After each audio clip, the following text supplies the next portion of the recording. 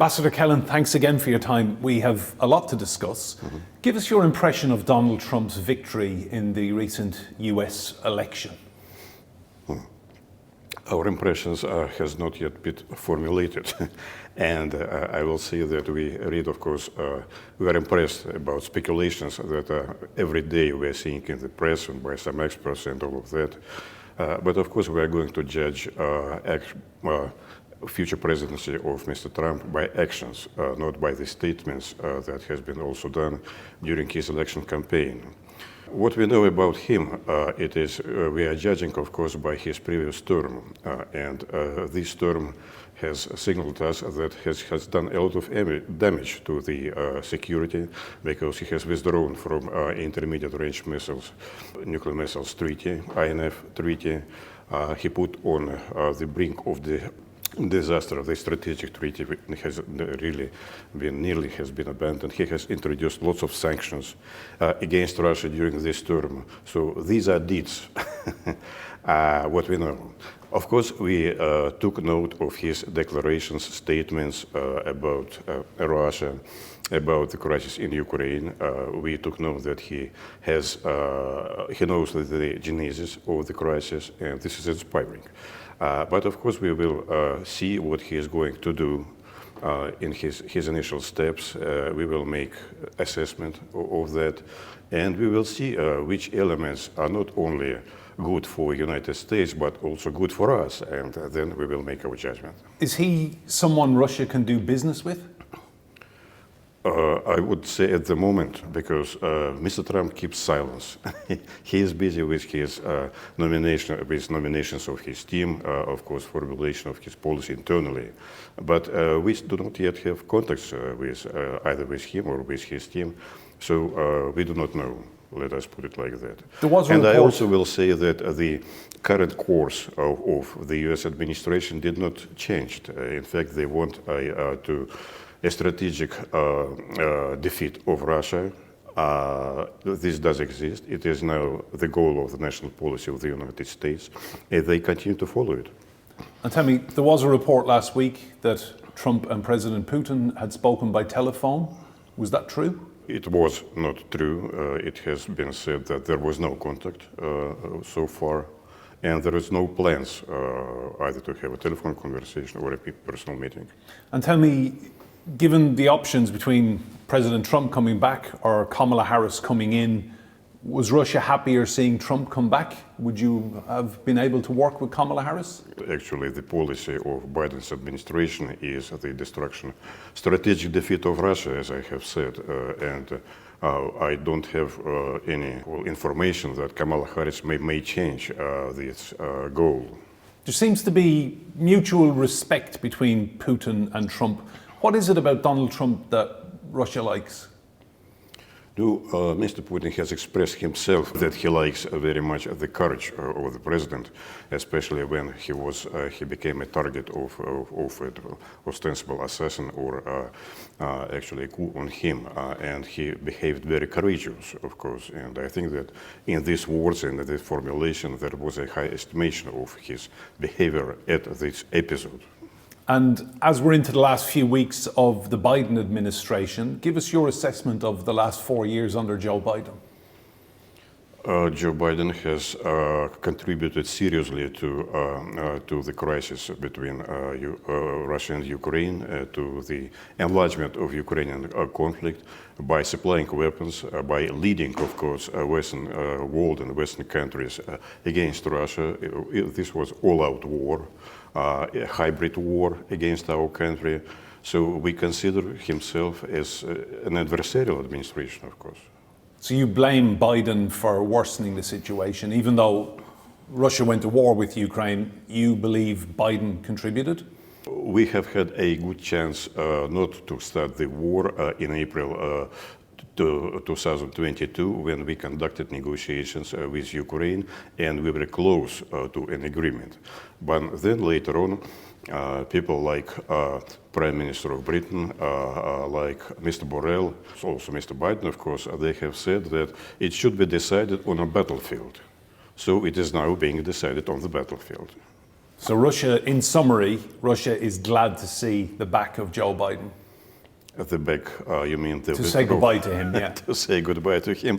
I think that many people in the United States as well will be glad to see that the president, which is in fact is not very capable to lead in any affairs, let it be foreign or internal affairs, will leave. Because you need a strong leader, you need a competent personality.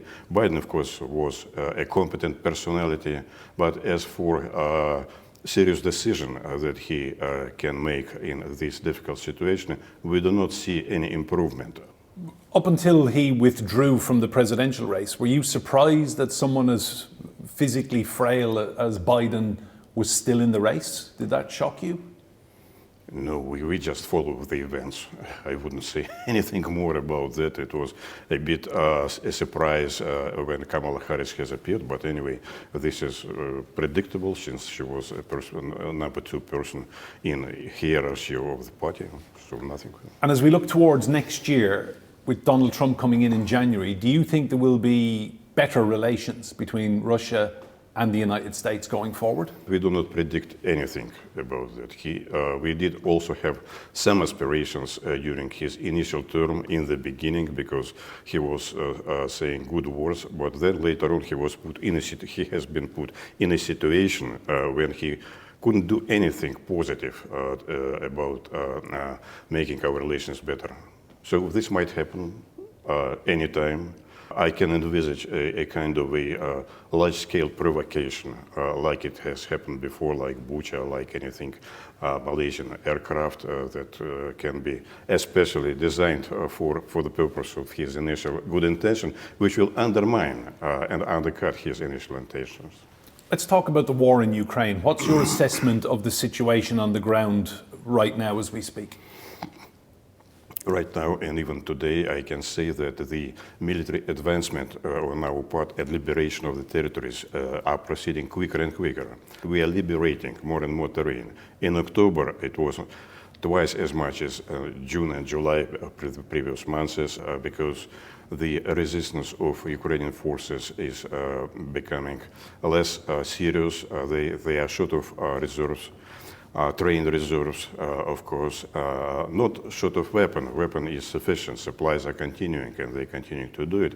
But we are continuing everyday movement from the east to the western borders of these 4 regions, and this is continuing. You've said to me previously on Roundtable, your words, you said, nothing can stop us. Is that still your view? Nothing what? Nothing can stop us.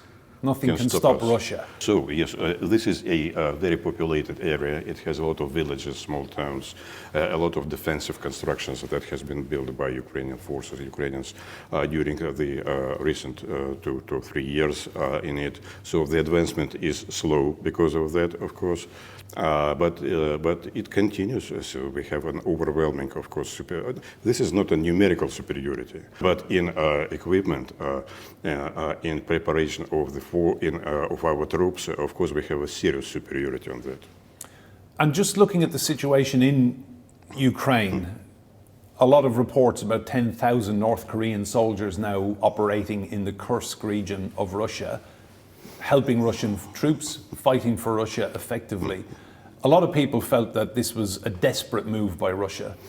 Well, I have seen these reports, but I can tell you also that I follow very closely those military experts and observers that are watching the situation over there. They did not discover anything. I looked also this morning, where did it come from?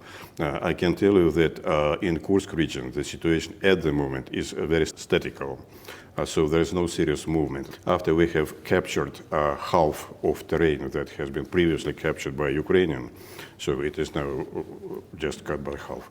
Weather conditions and other factors, they do not allow quick movements about the region. But in general, we are keeping lots of well-trained Ukrainian reserves in Kursk region if they like to sit over there, and they cannot be in the battle in Donbass, which is now the main point. What do you say to people who argue that Russia is wrong to bring North Korean troops to the battle? No, it is very far from the reality. We are not short of the personnel over there, because personnel is they are volunteers mainly, they are contractors. We do not have the usual conscripts, so they are far away from the front lines. And so, believe me, we are strong enough to bring another additional forces from Korea. I don't believe in this. Of course, I have seen reports, but I don't believe. So you don't that think is there a are, factual just to be clear, situation. Ambassador, you don't think there are North Korean troops? I simply do not comment on this side because I do not know. I know that we have a treaty with North Korea. We have an Article 4 which stipulates that we will help each other in case of aggression against anyone, but we do not comment on what we are doing inside this article. A lot of commentary surrounds the deal between Russia and North Korea, saying that Russia receives North Korean soldiers in return for helping Pyongyang with technology and rocket technology and satellites in particular. Was that the trade-off? This is a question which our spokesman, Mr. Peskov, is addressing to the Ministry of Defense, so not to me, of course. As we talk about the war in Ukraine, this was supposed to take a matter of days. It was called a special military operation. We're now heading into a third winter. This is dragging on, and would you agree that it is hurting the Russian economy and its people? Well, it is dragging on mainly because Western countries, US, UK, and the others, they are supplying lots of weapons and lots of money to Ukraine. It is, of course, not a source which will never end. But for the moment, I can say that it is only the only reason that it is dragging on. It is because of these supplies and because of financial inputs that are continuing. It is the problem of Ukraine that it is short of their own resources, and especially people's resources. They are coming to a certain limit of that. And besides, of course, there is a very heavily populated area, as I said, lots of villages and lots of it. As for the blow to our economy, I don't see any. It is the Prime Minister Mishustin yesterday said that during 3 quarters of these years, the growth of our economy, the GDP is 4%. So this is impressive, I will say. Just looking at the situation on the ground now in Ukraine, do you feel it's time to talk peace? We can start to talk peace a day when Ukraine will withdraw from 4 regions that people of this region decided to be part of Russia. As soon as Ukraine will withdraw its troops from this region, as soon as they stop shooting, we can start negotiations. However, what we are seeing on the part of Ukraine, they still do not propose any peace plan, and they stick to the well-known 10 points plan, which includes actually surrender by the Russian forces, withdrawal of the Russian forces, submission of our president and of authorities to the International Criminal Court, and all this nonsense, which has nothing to do with the real situation on the ground. Would Russia be prepared to end this conflict on the terms that you keep what you have gained in battle so far? All of the land that Russia has seized from Ukraine. The Ukrainians obviously will say no, but would that be acceptable to Russia? Not only. We have formulated quite clearly our goals and our demands here that Ukraine should be neutral and non-nuclear, of course, that all racial and discriminatory laws should be abolished in Ukraine, and human rights of all nationalities, including Russians, should be reinstalled once again. This is number 2, and of course, sanctions should be abolished. The new territorial realities should be recognized. So that would mean Ukraine giving up Donetsk, Luhansk, Russia keeping Crimea? No, not only. That includes Kherson and Zaporozhye areas. People of these areas has held a referendum some time ago, and they have expressed the desire to be part of Russia. Many people there felt those referenda weren't fair and that they were pressured to vote in that way. Is it your opinion? Have you seen this, the pressure? I have not. And actually we have a lot of judgment that it was absolutely, the percentage was different in all the areas, but that was fair, nobody was pressing them, and it was a pretty fair voting, I will say, of people who they expressed their desire in the contest, since they did not actually agree with coup d'etat that has happened in Kiev in 2013 exactly, and they did not recognize the new government in Kiev. They did not recognize nationalist ruling Ukraine, and their desire is just not to live in this country.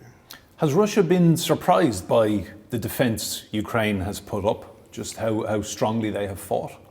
These defense efforts that are being done by Ukraine was not possible at all without huge help from Europe, European countries and United States, with finance, with the armament, with inspiration to continue war. This is what a bit surprised us, of course. We could have resolved the issue long before that. Ambassador, if we look as well at President Trump coming in, there was a lot of concern in Western political circles that President Trump may withdraw support for Ukraine. Is that something that Russia would like to see happen, that America steps back from supporting Zelensky in Ukraine? That will be a positive sign, of course. I mean, we are judging now by, not judging, but we are just watching what is happening with the nominations in the Trump administration, if the rumors are true. So the main proponents of continuation of war was Mr. Pompeo, for instance, and Nikki Haley. We know these people quite well. They are hawkish, of course, but what's going to happen with the new nominees, if confirmed by the Congress and all of that stuff, and if the new president will have really capabilities to rule foreign policy, not like it has happened before. So probably we will see and we will analyze, of course, and if these positive statements that has been done will come into realization, then we will listen to that and we will judge, we will make our own judgment. But nothing will stop us from proceeding in Ukraine to reach our goals. Donald Trump is on record as saying that day one of a new Trump presidency, he would end the war in Ukraine. Do you believe him? He may have made many statements. He has said that he needs only 24 hours in settlement. He will do this before he will get into the office and all of that stuff. So, to believe in what? In his capabilities to do that? I do not know, because the case is very complicated. I know that the prime ministers of Britain, of President of France, they are now going to Brazil for G20 in order to persuade President Biden to release a lot of money and a lot of weapons before he will quit the office. So there are many factors over here. Also internal factors in US internal policy. Of course, there are different opinions over there. In terms of peace talks, if they do happen next year, who would you like to see as a mediator, as a negotiator, someone that would be trusted by both Russia and Ukraine to sit down and end the conflict? I don't think that we need a mediator over there or someone that will go between. We need just a fair approach to these negotiations. There are several initiatives that has been done. There is a Chinese-Brazilian initiative, for instance. You know that there is a group of friends that has been established in United Nations that includes many other countries. Turkey has come also with the initiative, but you know, all of them, they are talking about territories, about cessation of fighting over there. The two elements are missing in all this initiative. One is abolishment of racial segregation, in fact, in Ukraine, human rights reestablishment of Russians over there, which is important. And second, that we do not need a temporary cessation of hostilities. We need an overall settlement, durable, long-term, and reliable. So this is the purpose of it. So, 24 hours or half a year is not sufficient. We do not want Ukraine to be rearmed by the others and renewal of fighting once again on the new level. so in Russia's ideal world, Ukraine would be neutral, Ukraine would give up its weapons, Non-nuclear, of course. non-nuclear, give up its land that Russia has already taken from it. President Zelensky would obviously have to step down. I didn't say that. This will be that will be decided in elections. Ukraine would not be able to join NATO. Ukraine will not be able to join NATO into this NATO that we are seeing right now. It is hostile NATO. How quickly could you see peace talks happening if both sides were willing to sit down with... If there is a desire, as I have said, it can be done tomorrow. So if Ukraine will stop fighting and withdraw from this terrain. But in reality, of course, all of us understand how administration works. So it takes, after the inauguration day of the 20th of January, next year, it will be half a year for all these nominees will get a confirmation in Congress and all of that. And usually life in Washington starts half a year after the new year. And will Donald Trump and President Putin speak in the coming days and weeks? I have said that according to our spokesman, Mr. Peskov, there are no plans so far to do this. Ambassador, events closer to home, big election in the United Kingdom where you live this year, Keir Starmer coming in as a leader of a Labour government. Just give me your impressions of Starmer and his first few months in power. I wouldn't say it is appropriate for the Russian ambassador to make a judgment about the prime minister in the country where I'm working and assigned. But what I'm seeing right now is that his plans, internal plans, of course, to bolster economics, has not been met with applause by the population and inside the country. His popularity is now lowering, is going down. From the point of foreign policy, I can say that initially he didn't make hawkish statements about Russia, Ukraine, but in the recent days, after certain criticism that he has got, he of course pressing this point that all Western countries, including UK, should increase military capabilities, should provide more help for Ukraine, more assistance, and all of that. It only brings me to a conclusion that he do not realize the real situation, that things are going now a different way. The war in Gaza, how does Russia view what Israel has done to the people of Gaza this past year? I can say that nothing can justify, of course, what has happened on the 7th of October last year, Hamas against Israel being outside this attack, but nothing also can justify the collective punishment of Palestinians over there. We know that 4,000 civilians has died already. It is twice as much as in Ukraine during since 2014, during 10 years of it. So it is, the cipher is incredible, and we know that 70% of these are women and children. So this is terrible, what is happening over there. It should be stopped as quick as possible, of course. But the only solution is that it should be returned to overall settlement of a Middle East crisis, including the two-state solution for Israel and Palestine. Palestine should live in the borders that it has had since 1967. Yes. And Russia would like to play its part in a ceasefire in Gaza and bringing peace? We are trying to be active. But at the moment, the United States decided to monopolize all the roles and to intervene only itself. And Security Council at the moment is a bit sort of paralyzed because the US is all the time promising that next day they will settle it with Israel. Next day they will settle. Nothing is happening. Nothing is happening. Now it is clear, I think, for everybody, but still there is no much of a room for other countries to intervene.